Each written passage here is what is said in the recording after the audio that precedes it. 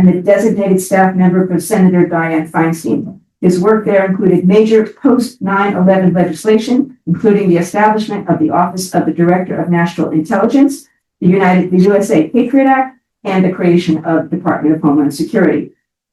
He later served as the first minority staff director of the House Select Committee on Homeland Security and as chief of staff of the Office of Intelligence at the Department of Energy. He subsequently returned to the Senate as chief counsel and minority staff director for the Judiciary Committee's Subcommittee on Terrorism, Technology, and Homeland Security, and again as chief counsel to Senator Feinstein. Before turning the program over to Stephen, there are a few people I wish to thank who helped to make this event happen. Two student organizations and their presidents, Ava Mileta of Democracy Matters, and by the way, there is a QR code in the back. There's a QR code for Democracy Matters in the back of the room. Ava from Democracy Matters, Jordan Brown and Julia Montesano of the Political Science and International Relations Association, the two student clubs here on campus, as well as Sadie Watkins, who helps us from the department, were all instrumental in the planning and execution of the arrangements for tonight's event. Their two clubs, along with the Department of Political Science and International Relations, are co-sponsors for this program. And I want to give extra special thanks to Alicia Ivan of the Honors Program for her ever cheerful efficiency in making sure all of the moving parts of tonight's event were safely in place. I want to gently remind you to please silence your cell phones.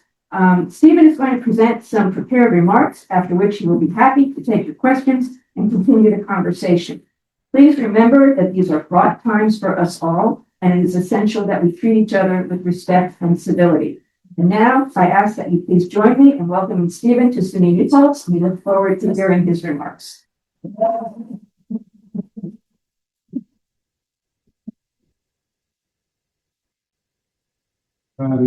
shouldn't have clapped. I'm here bearing bad tidings. What you're going to hear from me is not something that's fun. The Romans, and I'm going to make sort of fun of myself, those of you studied classical history, the Romans had a group of geese that they honored for making geese sounds very loudly and warning them of impending attack and doom, thus saving the Republic and saving the Romans, and they're honored forever. And I feel like I'm that goose.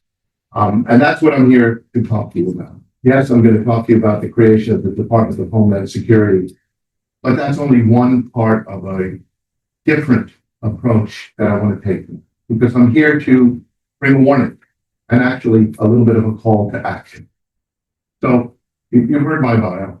I've spent my life, most of my professional life, looking at dictatorships and authoritarian governments around the world. A lot of that was with the CIA. I was an operations officer at the CIA. And the people I worked with and myself, we not only worked looking at dictatorships and authoritarian governments, sometimes we work right alongside them. We know them fairly well. So, I am part of an organization called the Steady State. It's around almost 400 now, former senior national security officials. They're drawn from the CIA, the NSA, the three-letter agencies, State Department, the FBI, and they're brought together because of the warning that I'm going to deliver to you today. Many of them now also come from the newer department, the Department of Homeland Security, which was the last place I worked. So why should you listen to a bunch of now old formers, as we call ourselves, from those places, particularly from those places, particularly from the IC, the intelligence side of it? Well, again, we've spent our life looking at these things, but always overseas. So let me tell you what we're seeing here and why you should care about it. And I'm going to reference a paper that we wrote. Probably going to talk about a paper that in this academic environment, but it was written in a different style from an academic paper. A lot of the members of our organization are former, we keep using the word former. None of us worked in the United States government anymore. Or former analysts. Analysts are people who could have been professors, but decided that they didn't like long summer vacations. It's very similar, but they have a very distinct style of writing and thinking about, particularly about threats. And that style is based on fear that they will engage in groupthink or be too alarmist or find themselves manipulated by the people they write for, their consumers, to use a little bit of jargon. Well, we gathered them together because we have been saying, certainly since the election, and actually back in 2019 when we were first formed, we have been saying that the nation faces an existential threat. We've been talking about that. We briefly explain what I mean by that. One way you can conceive of how the American system is set up is think of it as a framework. You can also think of it as a paradigm. We have a constitution, which of course is named after me as a document that describes that framework. What they mean by that, what the founders meant. And within that framework, we make policy decisions. We decide how to allocate resources. We decide how people should treat each other and how the government should treat us and how we form that government. And we've lived within that framework pretty successfully. And I would, of course, footnote that by saying, but imperfectly, a lot of this is aspirational for now almost 250 years. And we have fought over policy issues that range from how to deal with slavery, how to settle a civil war, which was the last time we stepped out of that paradigm, how to deal with climate change, how to deal with foreign relations, how to deal with civil rights, and I can go on and on those issues. And those of you who've been politically active, that's what you have fought over, sometimes protested, voted for, voted against. And that's the paradigm within which we have lived. It's the paradigm I grew up. It's the paradigm I worked for when I worked for the Central Intelligence Agency and the Department of Homeland Security. But what we see is that the paradigm is being broken and that the paradigm is in danger. And that's why I'm here to talk to you.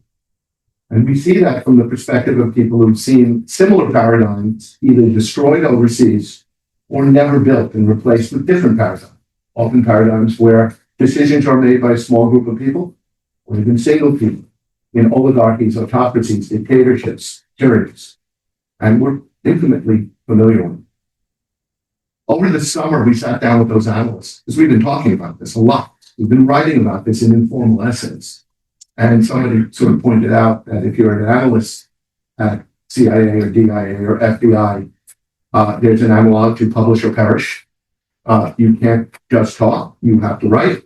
And you have to write for a very defined set of customers. In statute, that set of customers is the president, secretaries of the departments, the joint chiefs of staff, and the chiefs of staff, combatant commanders, and the United States Congress, and with respect to Homeland Security, state and local officials. With Homeland Security, yes, I'm quoting statute, I'm going to say it so quickly, with Homeland Security responsibilities. And we only focus overseas. We write about dictators and tyrants over there.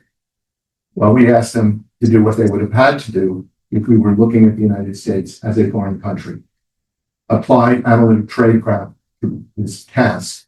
But you're not writing for the president, you're writing for a different consumer set. And a big bunch of them are in this room right now. It was written for you. It was written for the Congress, but the rest of the traditional customer set, we didn't think was very interested in it. And in fact, we were writing about them.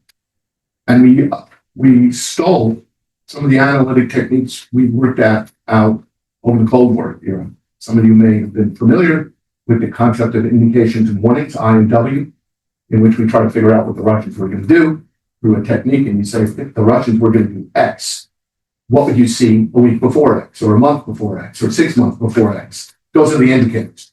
And they were things like there would be more gasoline being moved to the tanks outside the Fulda Gap in Germany because the tanks are going to move. We applied that same technique, and we brought in what we've seen with other dictators and authoritarians. What do we see? We divided it into a couple of boxes. So let me tell you what we found, and then I want to talk about the Department of Homeland Security specifically, and then I want to open it up to questions. Here's what we found. Basically 5 or 6 major boxes that you can put those warnings in. One of those boxes near and dear to my heart, and we'll circle back to it when we come to the Department of Homeland Security. In every place we have seen dictators, one of the first things they do is they look to the people who work in places with 3-letter agency designations. Law enforcement, intel, the army, the military. What we call them, particularly when we're talking about adversary governments that are tyrannies, the security services. Well, I've worked in what they would probably call the security services. And the first thing they do is they take control of them. They purge them. They fire the people who are not loyal. They turn them inwards and force them to abandon whatever of the kind of tradecraft that I'm talking about that keeps them apolitical. And they become a tool, a rather sharp tool of making sure a dictator goes to be a dictator or stays a dictator. Let me make no mistake about it. Particularly people like the CIA, NSA, they're really dangerous. And one of the things we know, we work in the United States intelligence community, is the history of people like me is not a good one. We are the bad guys in almost every movie. And we recognize them. And in fact, that's a big part of what I think makes us different. And I'm not an apologist for the CIA. And although I'm happy to apologize for some parts of the CIA, but believe it or not, we recognize that. So that's the first set of indicators, the taking over of those institutions. And I need to tell you, we're seeing that. We're seeing people fired, replaced, driven out, threatened in every one of the elements of the U.S. government that can be turned against people who are not loyal enough or are not supportive enough. Second, two boxes right next to each other. For democracy to work, or for a dictator to succeed, the flip side of it, for democracy to work, people have to be informed and be able to speak and articulate and argue and do all the messy stuff we do in democracy. And we need people to help them do that by informing them. And that's basically our First Amendment. And the first part is in many ways represented here. The people who are sort of the kryptonite to dictators are people whose profession is to speak rigorously, to assess rigorously, to research, to describe, to analyze. It's the faculty here. You are a problem for any dictator. And the other problem with faculty is they tend, in most places, to be trying to replace themselves or augment themselves with a bunch of younger people who they're teaching to think critically and research and write. And that's all the students here. And that's your problem. And we have to do something. And in almost every country we've seen, as a dictator takes power, they seek to muzzle, change, direct, and constrain academia and the media. And they do that through a number of mechanisms. And they're usually not as dramatic in the movies. In most cases, there's no need to be kicking indoors. There's no need to have an SA or a Gestapo out there. There are all kinds of instruments of power that governments can use to attack both regulatory power, financial power, taxation power, legal power, law enforcement power. And we see that over and over again. The next box is the legal system. In many countries that have fallen into dictatorship, an obstacle to that fall or rise from the point of view of the dictator is the courts and the lawyers. The ability of a professional class of people who judge the actions of the leadership of a country and also judge disputes between the citizenry of that country. And if you want to control how those disputes come out, whether it's against you as the government or between members of the citizenry, you need to control the lawyers and the judges. So we see the threatening of judges, we see the replacement of judges, the threatening of whatever the equivalent of Justice Department is, and the threatening of the legal profession itself. So we see that over and over again. The next two boxes are part of government, the legislature. In however you structure a democracy, almost inevitably, you do have a legislative body, and they are a significant check on an authoritarian, and you have to put pressure on them through either willful disobedience or threats, whether they're political or physical. You see that. And finally, and this is sort of the ultimate here, is you have to deal with the concept of elections. They have to come out your way. So you have to denigrate elections, control elections, convince people either that they should not vote, or they have to vote for you, or it's not worth voting at all, because elections are just all rigged and are a feckless waste of your time to vote, or you're too scared to vote. And there's an overarching theme here. And the common thread is fear. The government stops being a protector, a facilitator, a provider of service, and a provider of fora within which to make policy decisions, and becomes a director and instrument of fear. Because all of those boxes, all of those indicators, so we assess each one of those indicators as if we were looking at another country. I'm probably giving away the punchline here. You know how they came out. We wrote that in October. They're all red. We've written an update in February. They're still red. And some of them are red. A couple of them are not quite as red. I'll leave you with a couple of other thoughts, and then I want to talk a little bit about the Department of Homeland Security and its formation and where it is now, because it illustrates a lot of what we're talking about here. What I want to point out first is what we see when there isn't a democracy, when it is resisted. Well, all of those boxes push back. And they push back in a couple of ways. And one way that is almost inevitable in every case, it involves coalitions, often between segments that ordinarily would not be coalitions within that framework.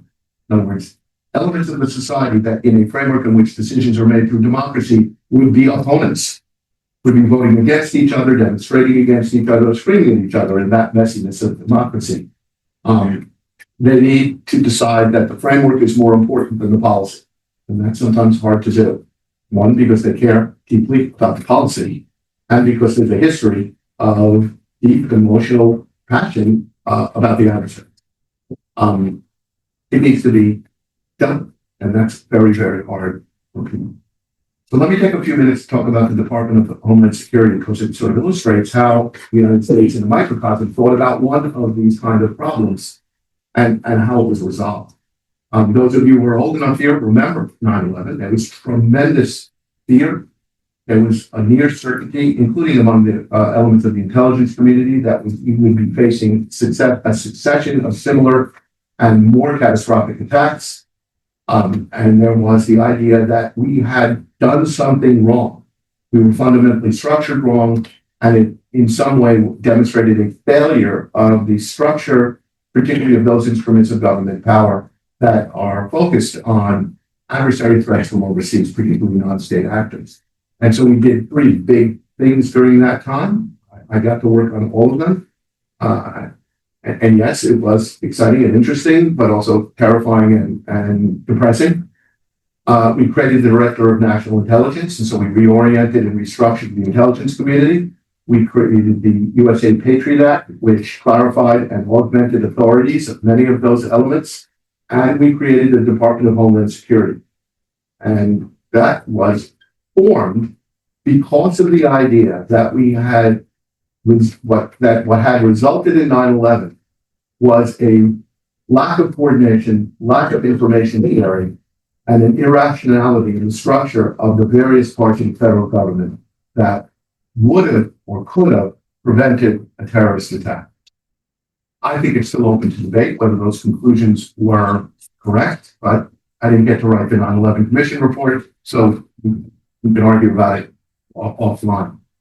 But the department was brought together and created with that in mind. So how did it work out, and what were the counterbalancing things, and how do those counterbalances factor into how we should think about what's happening now?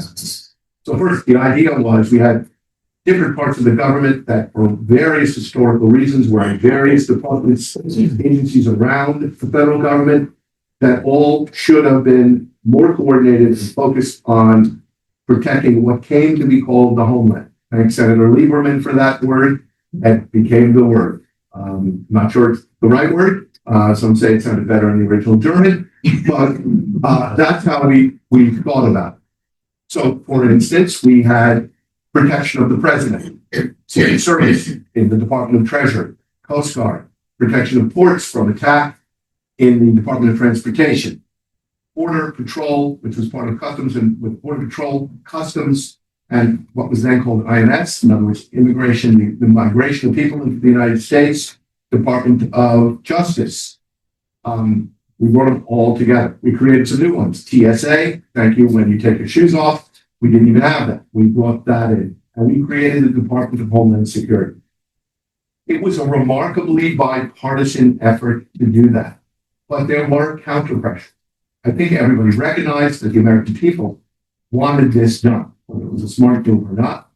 But the counter pressure, which I like to think about under the name the Ministry of Interior problem, was that everybody realized that what we were doing was creating an incredibly powerful, large organization which had a vast amount of authority, a vast amount of resources, and a vast amount of skills.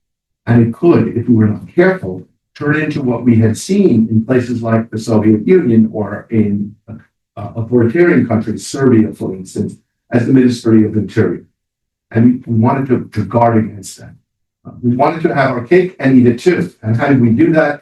We built in a lot of guardrails and we built in a lot of inefficiencies. We brought in all those, what came to be called components, but we left many of them as independently presidentially appointed and Senate confirmed leadership, which made it really difficult to be a powerful secretary of the department if the people subordinate to you were presidentially appointed and not only were Senate confirmed, but through committees that were different committees.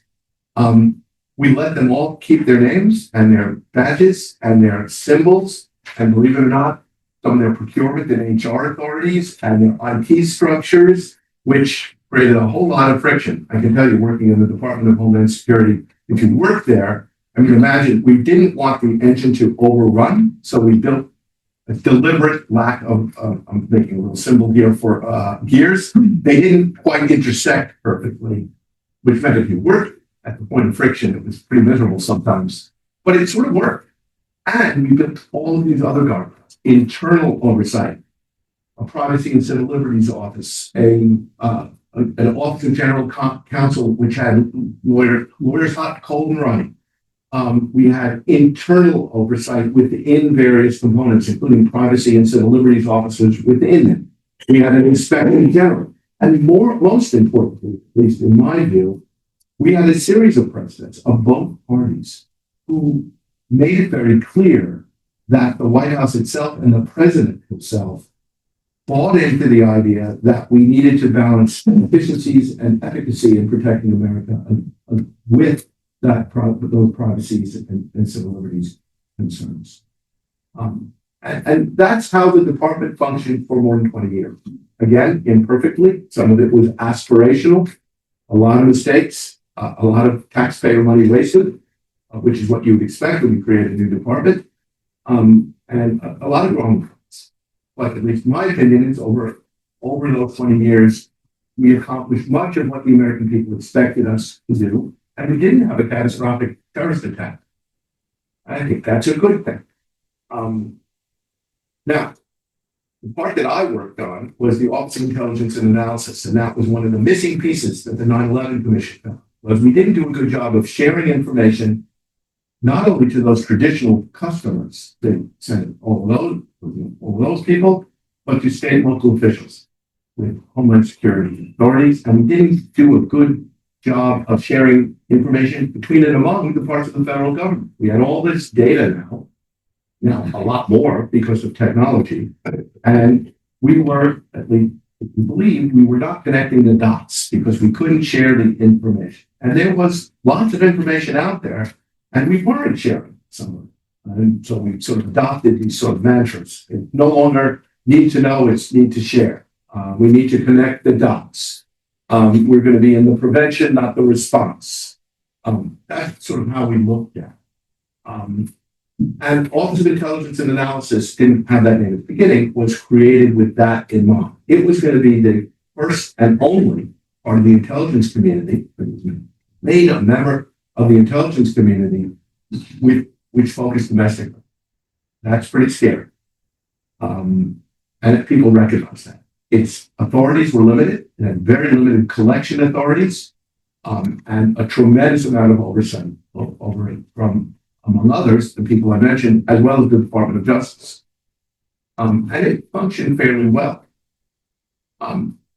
In 2016, I was out of government. I helped found the Steady State in light of and I'm not going to go through the who shot who and how we did this, but We were very concerned even back then about Donald Trump. We endorsed candidates when Donald Trump lost in 2020. We basically we essentially went to sleep because you don't want people like us messing in the domestic realm. It's that thing. We all agree on that. I happened to go back to the government and I went to go work at the Office of Intelligence and Analysis. Because I think what I just outlined there at a domestically focused intelligence organization is one of the most difficult, most important, and intellectually challenging problems in managing the government.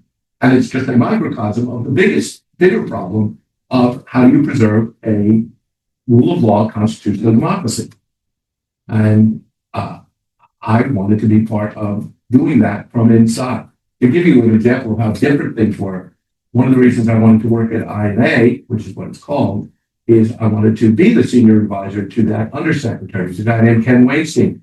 You remember I was Dianne Feinstein's Democratic senator from California. I was her chief counsel. Well, I knew Ken Weinstein because he was Republican Bob Mueller, FBI director's chief of staff, when we negotiated the creation of the Department of Homeland Security, which means I was across the table from him. He was my adversary. And he went on to be George Bush's Homeland Security advisor.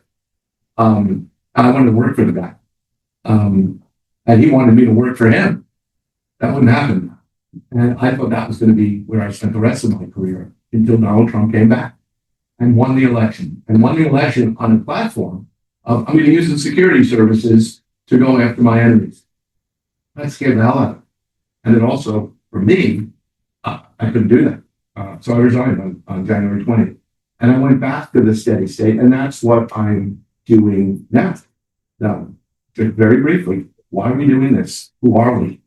Well, they're generally people who don't play in domestic politics. You will be hard pressed to find a group of former intelligence officers, diplomats, and military officials doing anything in the realm of politics. But we believe that framework, that thing that we work to protect from outside adversaries, is in grave danger of failing and failing in my lifetime. I spoke to a bunch of students earlier today, spoke to some students yesterday, and one of the things that I said that flows from our conclusions is, and I'm not an analyst, by the way. Analysts would kill me because I'm about to give a percentage chance, an odds chance, and that is not allowed. So hopefully they're not listening. We basically think there's a 50-50 chance that nobody in this room will vote again in the free and fair election. We're done. And we want to stop that. We want to help stop that. How are we doing that? I'm doing it right now. We are acting like those Roman geese. I don't remember if they honk or squawk, but that's what we're doing. We're talking to people, we're writing, we're going to endorse candidates. We're talking to academics who study this. We're talking to students who are studying it. We're talking to anybody who will listen to us. We're talking to Hill staff. We're talking to members of the Congress. And we're talking to people outside the Washington Beltway, outside of people who study this for a living or as students. And we're trying to explain to people our perspective. But I'll add one more indicator that you should look at. If a bunch of American intel officers and diplomats and former military officials are getting involved in domestic politics and talking to you about this, you should be worried. That is a really bad sign. It is bad if we're here talking to you. So let me stop there because the real purpose of this is for me to answer your questions and have this discussion. So I will stop. And wow, okay. I'm going to try to be fair about pointing at people. I'm Yusuf, but if it is 50-50, are you telling, and Trump already raided a elections office in Georgia, you are telling us to do more than just act in an election. Don't go, well, I can see you smiling there, so I think you're reading more into my head shaking. Well, here's what I'm asking you to do. I'm not telling you. I'm begging to do a couple of things. And here's why I think you're laughing. Am I saying like, go get some guns and hang out with some former CIA officer and have a coup? No, I am not saying that. Here's what I'm saying. And some of it we've done before, we just need to do more of it. One, you all, Americans need to get smarter about their own government. I'm sorry that all the high schools that many of us went to got rid of civics, but I can tell you from the comments I get on our social media, like a lot of Americans have absolutely no idea what's going on. So they have to learn. They do. They have to learn about my part of the world. What does the CIA do? That's why I'm willing to sit here and explain it. But sorry, you gotta learn what the Anti-Deficiency Act is and what the Appropriations Clause is and how do people actually get impeached. So back to civics class. Second, organize, and make those alliances. We have never seen a dictator brought down by individuals, working as individuals. It is always coalitions. And that's in some ways hard because America has never expected coalitions to form on policy issues. The whole point is we are adversaries within that framework. So that's the second thing I'm asking you to do. Vote's not enough. I don't care what the kind of organization you're doing is, but voting is more than voting now. Yes, you have to go to the voting booth and vote, but you have to convince other people to vote. You have to persuade them to vote for candidates who are interested in protecting that framework. Is that a partisan thing to say? I don't think so. I'm sitting up here, I can do whatever I want. I'm defining partisan as the American tradition of adhering to one of the two major parties or a third party in a policy dispute within that framework. Partisan is not, I am for democracy.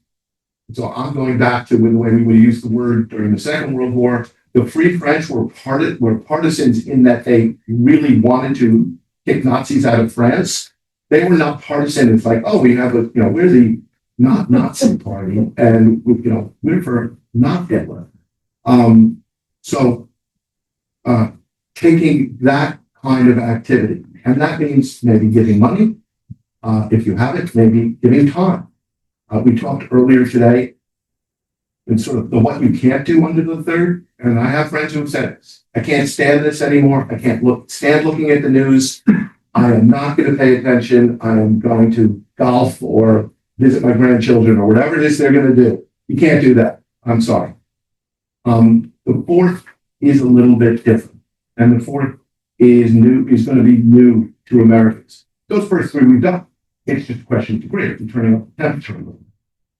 The fourth is think about risk.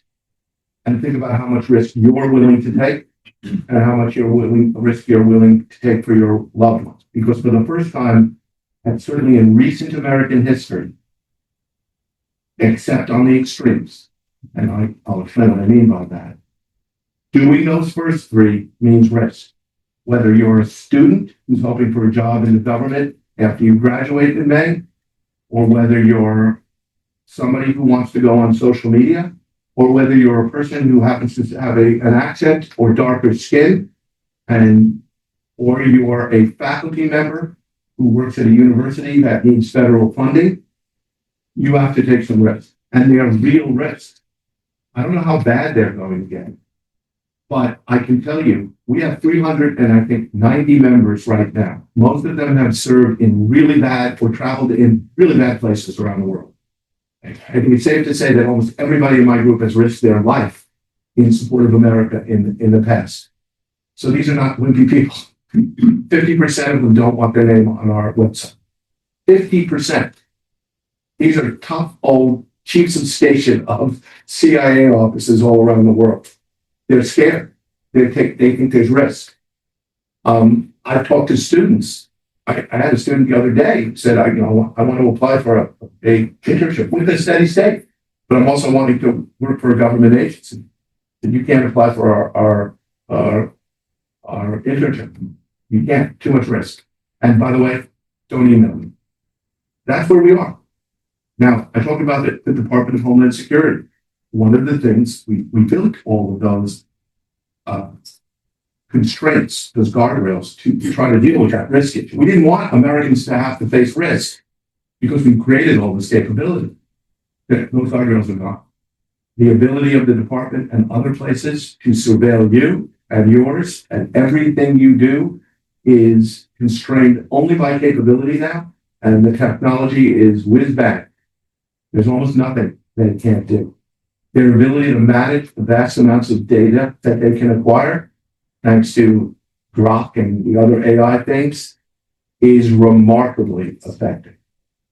The databases that we built up for all good reasons to protect us against foreign terrorist attacks, and the databases we built up for other reasons, all the commercial databases, because they want to sell you toothpaste or bicycles or whatever it is.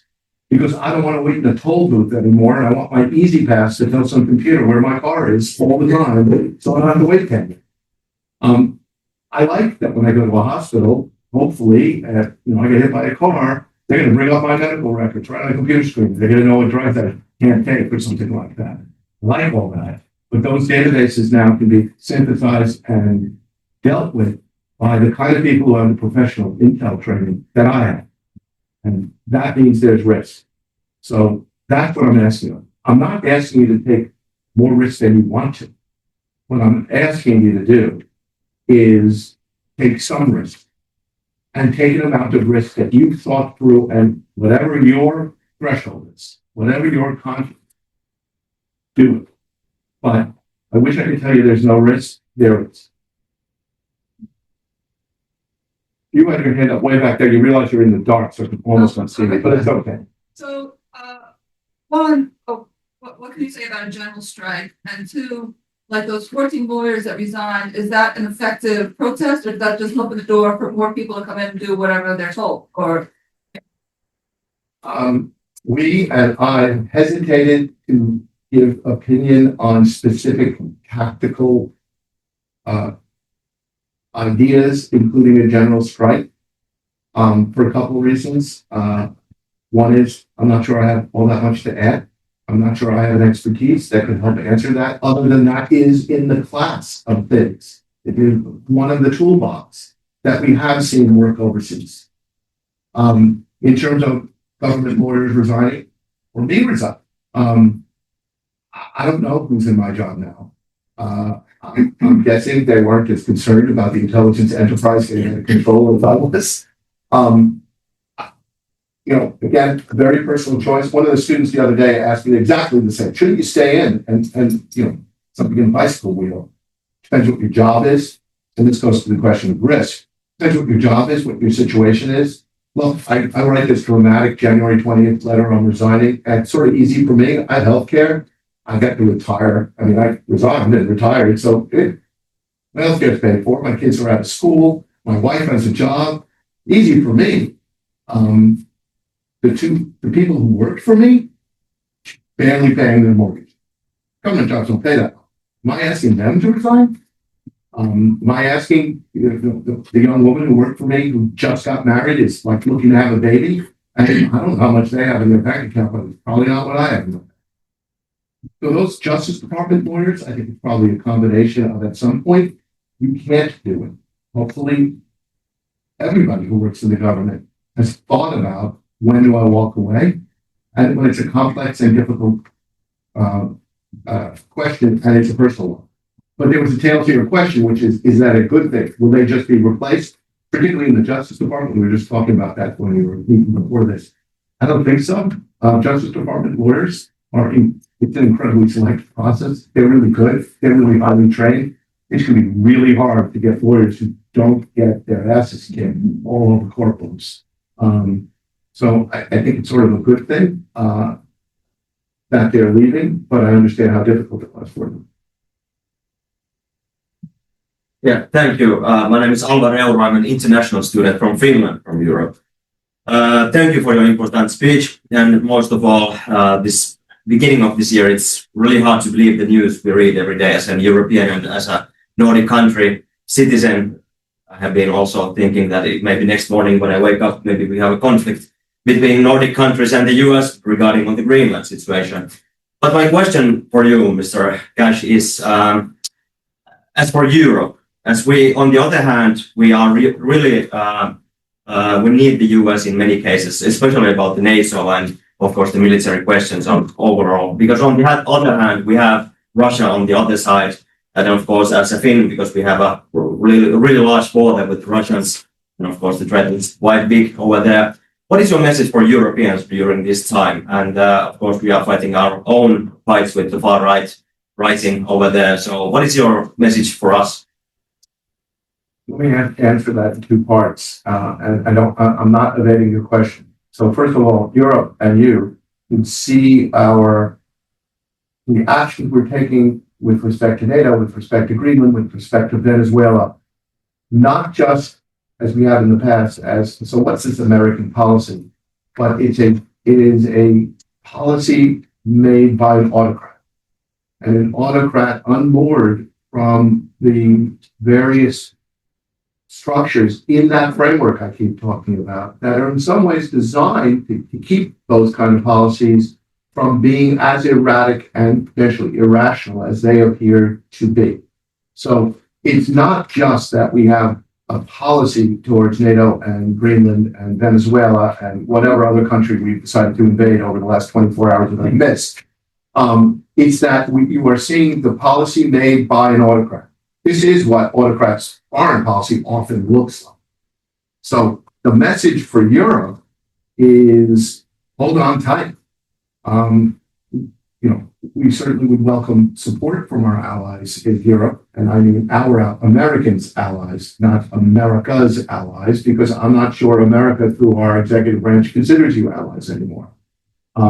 You certainly were when I worked at CIA, but frankly, I don't know whether your country is considered an ally anymore. And I'm sorry to say that, but I think that's how Europe has to see us. And plan accordingly. I know you're financially and militarily dependent on us to a great extent, although Finland did pretty good on the Soviets for a long time, all on your own. But you may have to do that. And I think this may be a time that Europe has to itself make the very difficult decisions, and Europeans will have to make those decisions. So let's say, for the sake of argument, we come out of this relatively unscathed from where we are now. How do these institutions repair their eroded, to put it nicely, trust how do we repair the American people's trust in these security institutions that have been weaponized and used against them? Again, I'm going to answer in two parts, and again, the first part's going to sound like I'm punting. We and I have really tried to not talk about the after, for precisely the reason I was talking about before about that coalition division. Because as soon as we start talking about the answer, we're talking about what policies would you adopt, and it makes it hard to form a coalition. I'm sure there are people who think the experience of this should result, you should get rid of the CIA, or get rid of DHS, or get rid of ICE. And then there are people who would say the opposite. I don't want to fight that out. But having said that, if for argument's sake, we get through unscathed, the first thing is, I'm not sure I buy the paradigm of the people that the primary problem is the citizens have lost trust with the executive branch agencies. I mean, the first thing is the executive branch has lost trust in the citizenry. We're not treating American citizens anymore like citizens. We're treating them like an occupied country. And that's why you see Tom Homan out there talking about deploying additional DHS personnel in theater. If you hear me saying, "Oh, I was in theater," I'm cosplaying being a Marine. You said armies in theater. You deploy armies in theater. You don't deploy in the civil society. You don't do that. So, one, we're going to have to, and those institutions are going to have to be created in a way that they deserve the trust. I mean, without getting to how you structure them, whatever way you structure them, there's going to be a tremendous amount of oversight, a tremendous amount of transparency. Whatever gets built, you're going to have to open the hood, open the gas tap, pull apart all the pieces, and look inside everything. It's going to be a very difficult thing, and you're also going to have a problem because they've been hollowed out. We were talking about the Justice Department borders. you know, it's probably, I have no idea, but to train up an intelligence officer, for instance, you're talking way into the six figures.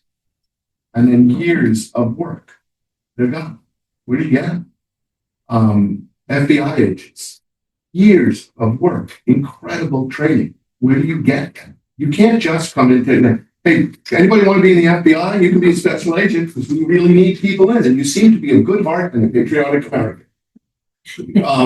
Not good enough. It's going to be a really long process, and we will have forgotten that institutional knowledge of how to do things and how to do them right. So I'll give you an example. We have people out there just sort of willy-nilly saying things like, what would happen? Like, can you even imagine having to run criminal justice if you had to get a warrant before you entered somebody's house?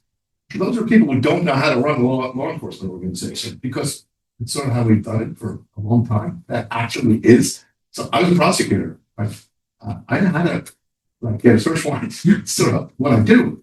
But if you get rid of them all, you're gonna have to replace them. So it's going to be replacement, retraining, building back the destroyed internal guidelines, inspectors generally, all of that thing. It's going to be hard. Thanks for being here. Thanks for having us and making this happen. You are welcome. I'm Joe Mandel, and I'm actually the executive director nationally of Democracy Matters.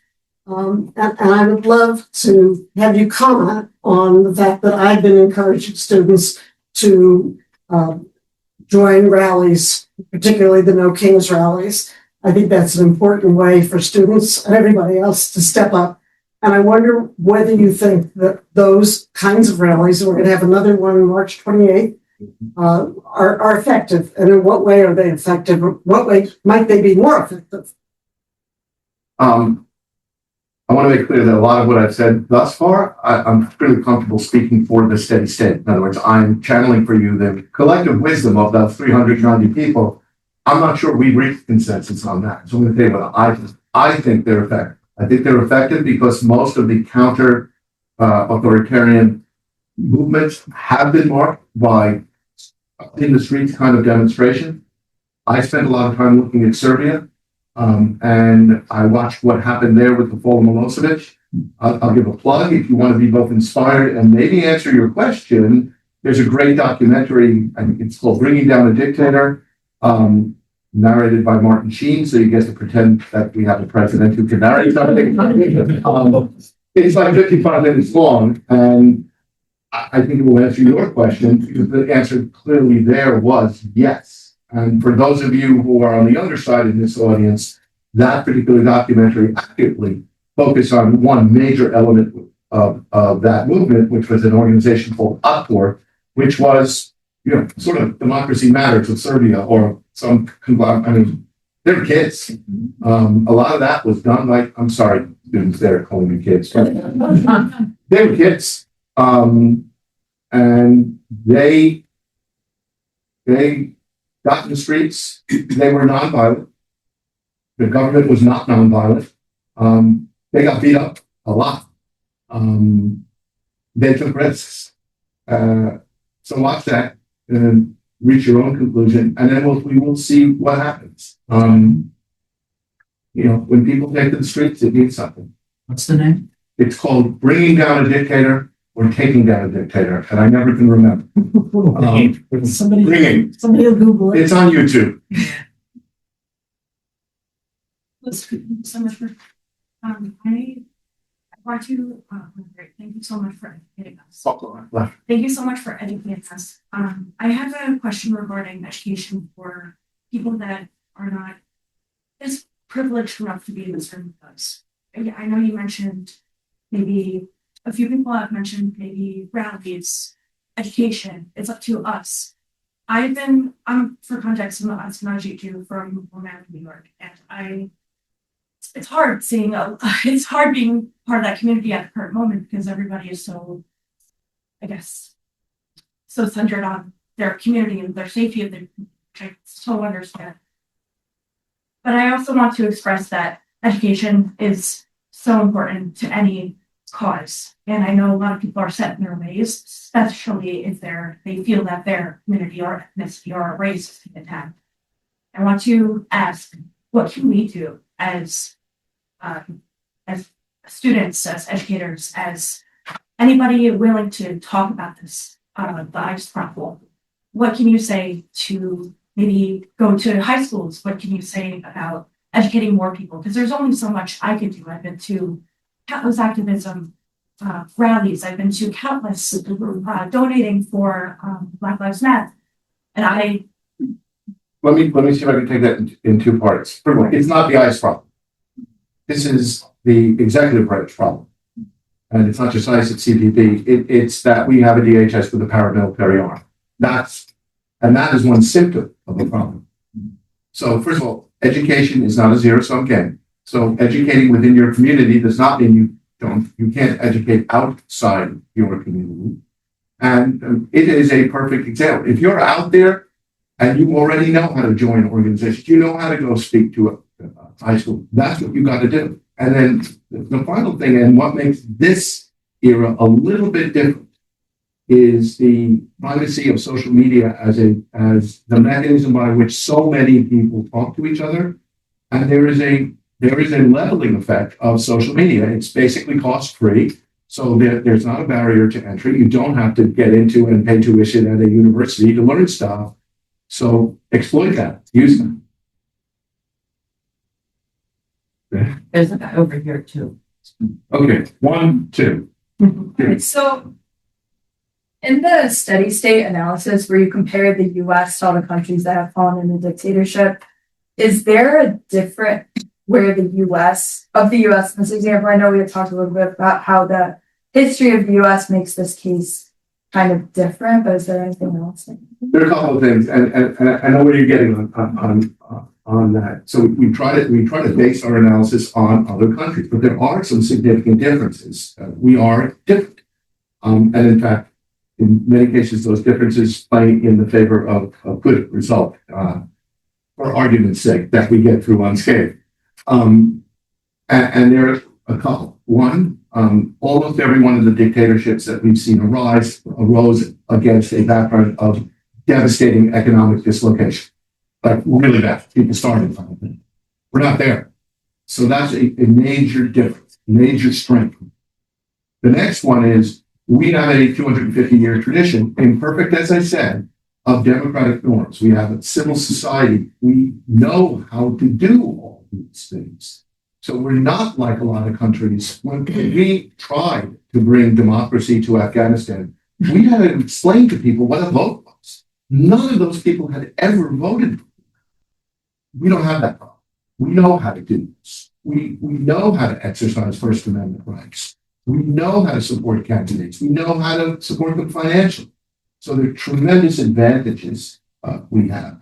I talked about those 6 indicators. Each one of them is really talking about a segment of our sort of social, economic society, the media, academia, the executive branch. All of them are really mature, well-funded, well-staffed. I mean, in some cases, I think we would all argue, best in the world and best in history. That's a huge advantage. And that gives me a sense of optimism. I came in talking about being the Roman goose. I don't think I'm as sad as I always imagined those geese to be. Sorry. And I'll repeat your question so people can hear it. My name's Kevin. Given the importance of the upcoming elections, do you have knowledge or an opinion about the 24 election, particularly the anomalies between down ballot voting and the presidential race? For 2024, I have seen no evidence that election was not full, fair, and absolutely accurate. Donald Trump won. That's everything I've seen. Maybe I'd like to believe otherwise, but I have seen no compelling evidence, or even less than compelling evidence, that he did not win that election. There are groups studying it, to point to it, but thank you for that. I hear from them often.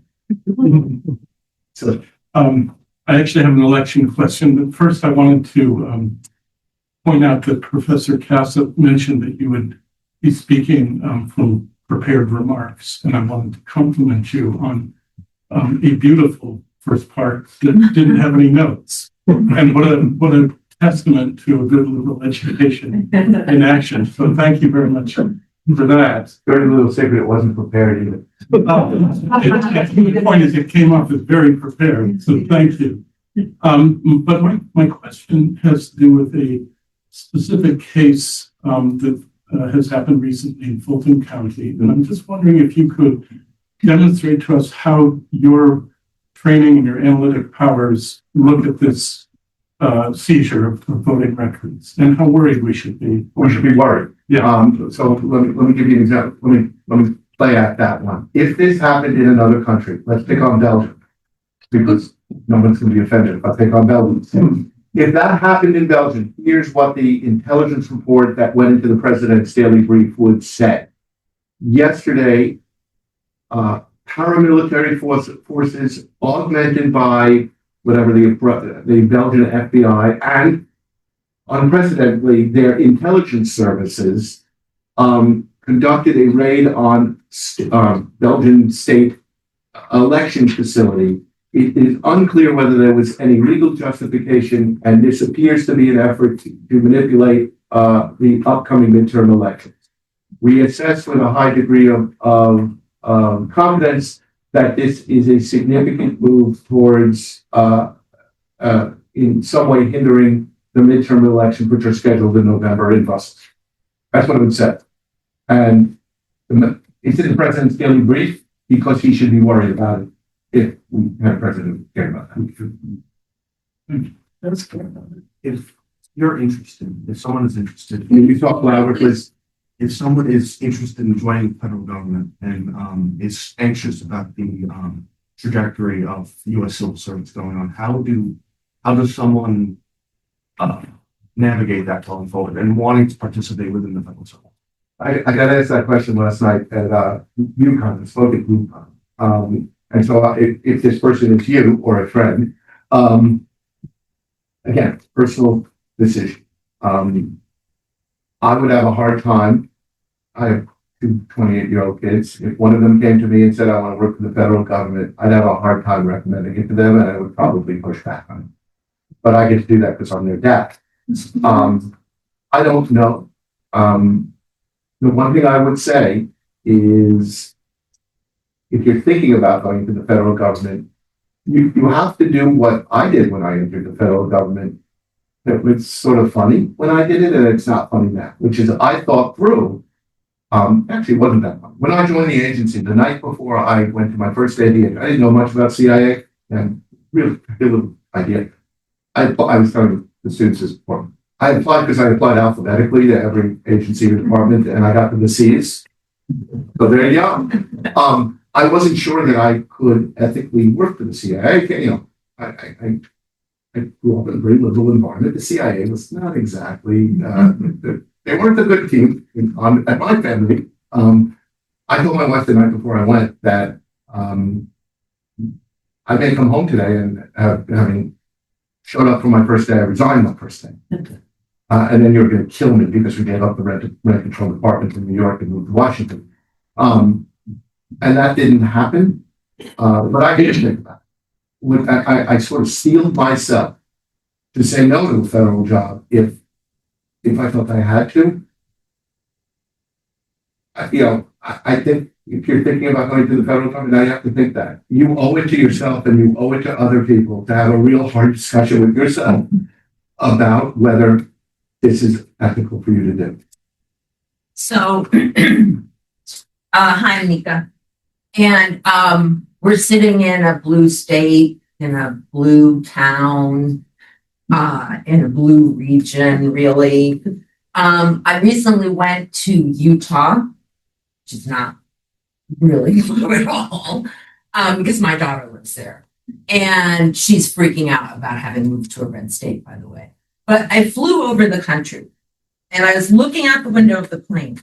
And I saw all of these farms, just like farms, just everywhere farms, all these teeny little houses, but none of them were really close together. And then there were these really small towns. And like, that was it for like for hours. What about those people? Like, you talk about education. How are those people being educated? What are the schools like in whatever the hell state I was flying over? What can that young woman do who wants to go to high schools about those people? Well, those people, I've worked with many of those people, and I grew up here too. I'm from Westchester. I think you'd be surprised. Those high schools are pretty damn good sometimes. People have figured out how to live in rural communities and be educated and be smart. Many of those states were not always red states. Many of those states were blue states. A lot of them. A lot of them were blue states. And we have another advantage that we didn't have in the past. How do you educate people? How do you communicate with people in Iowa? You've probably heard about the internet. It's pretty amazing. And But in what fact, about the split? Like the split that my algorithm is feeding me what I want to see, and their I don't know if algorithm their is- I don't know if their algorithm is different, and you need to push it. I'm hoping to go out and have a conversation like this at the University of Nebraska. That's one of those states you flew over. And so, but that's my job. I can get on a plane and go do that. But we can talk to those people. There are people at this school who are from Nebraska.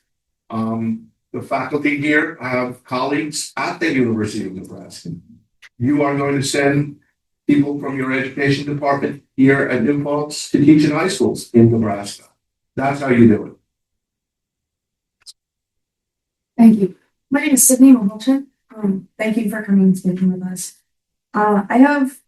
Obviously I have 1,000 questions, but I'll stick to just the one for now.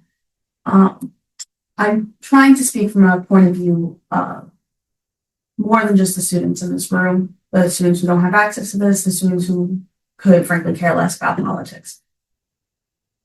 To your knowledge, what is actively being done to change the state we're in? Side note, I have the honor of being a United Nations class where we get to speak with different people from around the world, and we spoke with Julia, and then mispronounced her last name, Sure. from the Global RTP program, and she enlightened us that the United States was flagged as a possible risk of mass atrocities.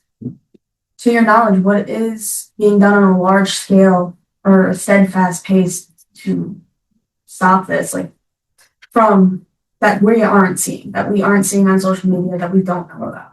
Actually, if I go on your question, you're not going to like the answer. So anybody who thinks that there's some movement, and in fact, I get a lot of comments on this, like the movement. Okay, the bunch of former spies. I know you guys are up to something because that's what we do. We're working on the covert action coup. We know how to take down government. Not happening. The answer to your question is if we're going to have a mass movement, it's starting in rooms like this. You need to be part of it. And you ask the question, I'm not thinking of it here, but you ask the question as if you were asking from the outside. It's going to be you. It's going to be the students who are not here. And the one thing you said that I don't agree with. Look, I know there's some people who don't have access to it, but most people do. And certainly every student in New Paltz could be here tonight. I'm not saying thank you for filling this room, but if you're looking for who's coming, is the cavalry coming? It's not coming. We're not going to have a coup. We are not going to have a military dictatorship takeover unless it gets a lot worse. Then all bets are off. But right now, the extent that you think that I would know because of my connections and my background about some sort of surreptitious resistance, not happening. I gave away the big secret now. I see a hand, but that's all I can see. There you go. Sorry. So just as someone who is worked for the CIA, and that's kind of worked in foreign policy making, when it comes to Trump's pretty recent regime change in Venezuela, New Year's, how does that compare to other regime changes that the U.S. has done in the past? What about it do you think is more worrisome? I assume. Yeah. Just to be clear, the CIA doesn't do foreign policy. They inform people who make foreign policy. That's an important distinction. Up until now, we do what the elected representatives under law tell us to do. And we, in return, we provide them our best available current intelligence that can inform those decisions, whether they like it or not. That's what we do. So, having said that, I don't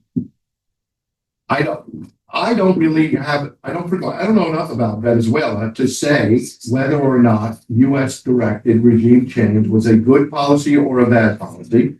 And I'm not arguing whether we should ever engage in regime change, but I work for an agency that did regime change, and we've talked about that publicly, and we know that. But this one was different. This one took place, as far as I know, at great distance from the framework designed to figure out when we do regime change. They didn't consult with Congress. It didn't seem to match the restrictions in the War Powers Resolution. It didn't even seem to match what I've seen when the United States decides to do things like that.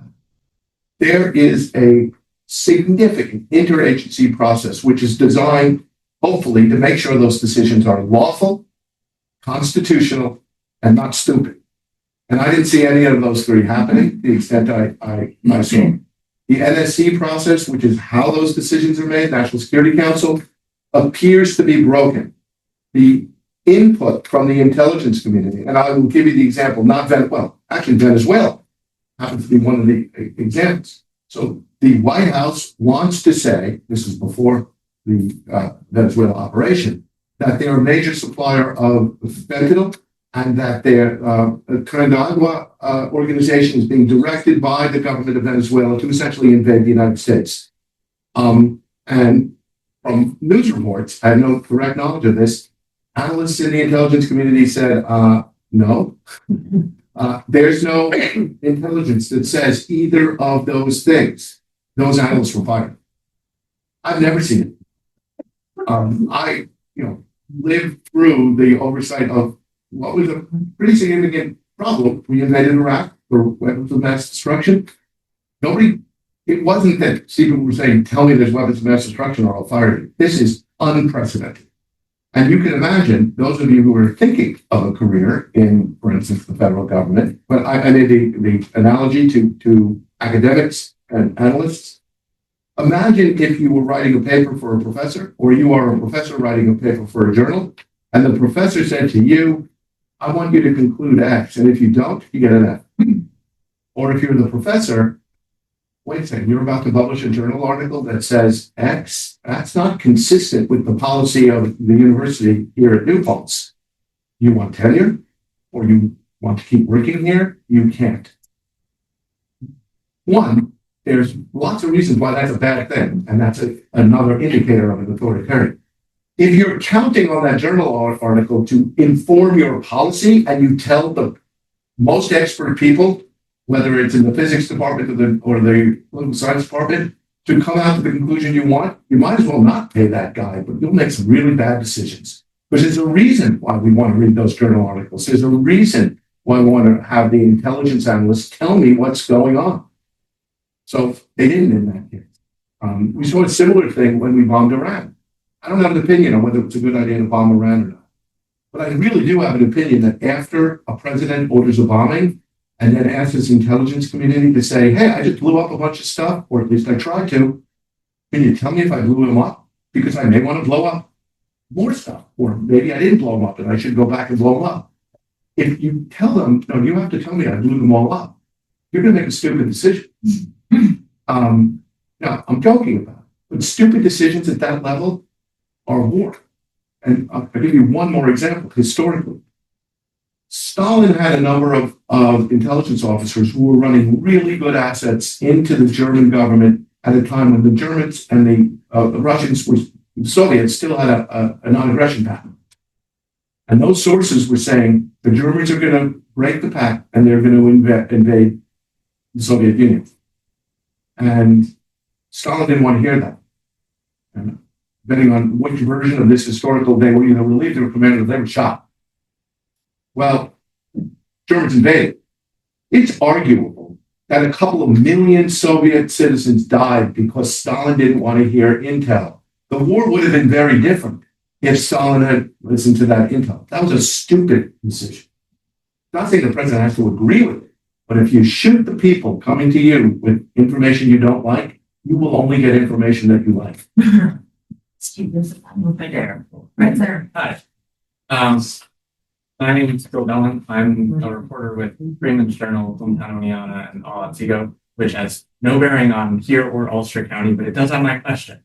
Okay. So I am from Otsego County, and we are one of, as of my last knowledge, 8 counties in New York that have signed 287G agreements with ICE, where correctional officers are allowed to participate in the non-judicial, weird administrative warrant thing.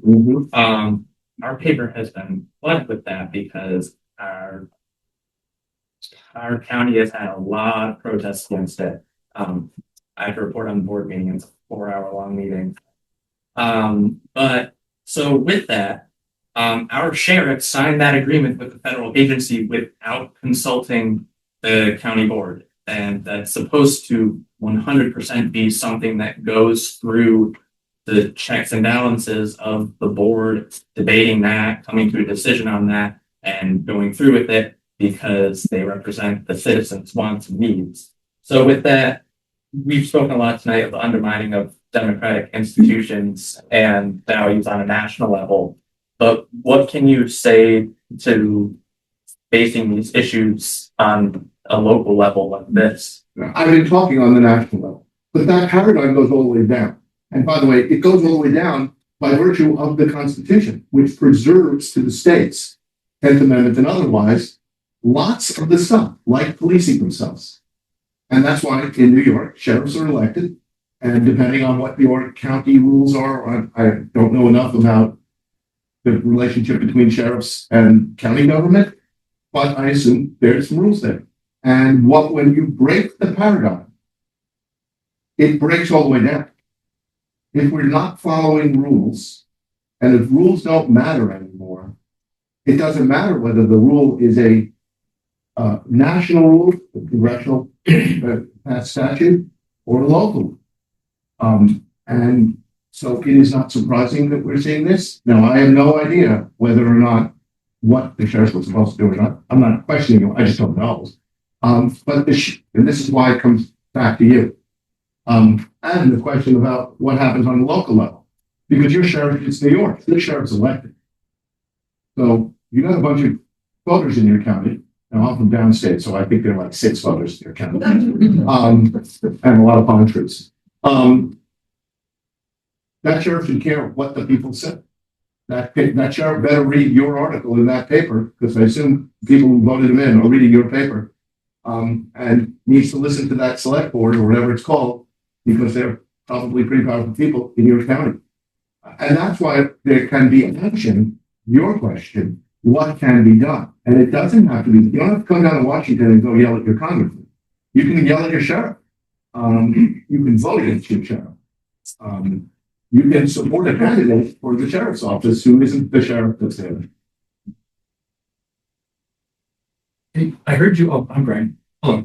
I heard you open with 5 or 6 indicators, and that your team reached the conclusion that we are in a place that we don't want. I heard you later talk about, and throughout your conversation, you're intoning or saying explicitly it's going to get worse. There was a probability, I think, of a coup or something. I think the question over here. My question is, what indicators should we be looking for on a going forward basis to know when a coup is coming? I didn't say that. I said that there was a lack of probability of a coup. Because it helps my question. No. What indicators would we see? Going forward. So we are where we are. Yeah. And that you said it's going to get, it could get worse. So what are those indicators we should be? A coup that would remove Trump from power. Is that sure? I don't know the answer to that. I haven't asked our analysts to look at that. That's From your experience, just looking at, and maybe we leave your team aside, but from your experience, say you've been involved in countries, you've been involved in coups. What is like said, what is involved the in threat? You're putting the words in my mouth. Yes, I am. Like, what was the threshold that? Well, what you start seeing in countries where there's a coup is when you start seeing the military believe that their professional and cultural and institutional prerogatives are in danger. That's generally where you see it. The other place you see it is when the army stops getting paid. When the government no longer can function enough to keep the soldiers in food and housing. That's generally where you see it. But our military is very different from almost every other military on earth, with a much longer tradition, with the exception of some of the Western European countries. And the reason I'm so hesitant to say this is it's very hard to come up with indicators when you have a unique situation. The United States military has a tradition that is not, there's no real parallel historically or internationally to use, with the exception of some of the Western European countries where we haven't really seen a coup. Actually, I'm going to close out this evening. I think I have a few comments before you leave. I know people are starting to leave, but thank you all for your attention. First of all, tonight's event has been recorded, I believe, and if it goes successfully, it should be available on the Substack for the Steady State, and I recommend that you certainly look at that, look at the papers that have been written. I'm going to take the liberty of saying that I think you've really witnessed an extraordinary event tonight. I hope you agree with me that what you've learned here is more than you've gotten an education how the national security sector runs in government that couldn't even be covered in an entire semester's worth of a course. And so I hope you'll join me in thanking Stephen and also thanking him for his humanity and his levity in talking about some very dark issues. I think he brought that sense here, and that we can leave here being better informed, but also perhaps a little more relieved, or at least informed about how to go about trying to change the situation. So please, thank you, everybody.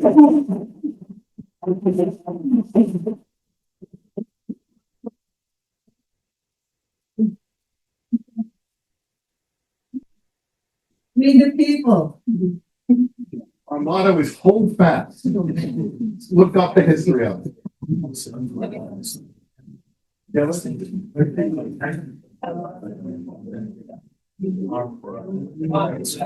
I mean, I guess it's controlled by here.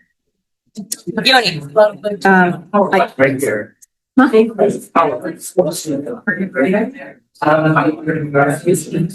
So something else now. Thank you so much. Have a good night. Thank you. Yes. There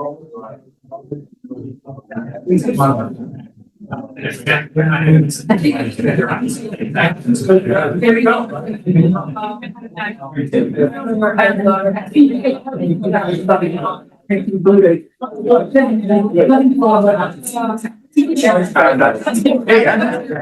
Yeah. Yeah, you know, maybe too late. Yeah. Well,